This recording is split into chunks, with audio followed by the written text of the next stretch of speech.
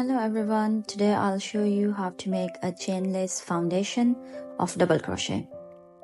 Yarn over the fingers, insert your hook, pull up the back loop and pull through. Now yarn over the hook and chain 2. Yarn over the hook, pull through, yarn over and pull through.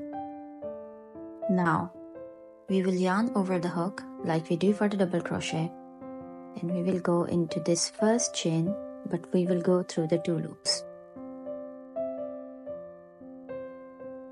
Yarn over,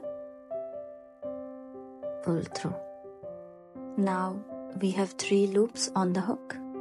We will yarn over and pull through the first one, which will be the first stitch of a foundation chain.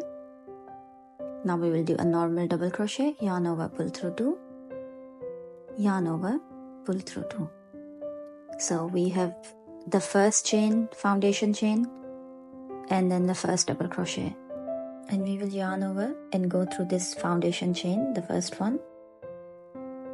Again, yarn over, pull through 1. This will be the chain that we will work again. So you can add a stitch marker to it. Now double crochet, yarn over, pull through 2, yarn over, pull through 2 loops. Now we will again work into this chain, into 2 loops, yarn over, pull through 2 loops, yarn over, pull through 1, and normal double crochet, yarn over, pull through 2, yarn over, pull through 2 loops. Now we have 4 chains and 4 double crochets. Always remember this chain.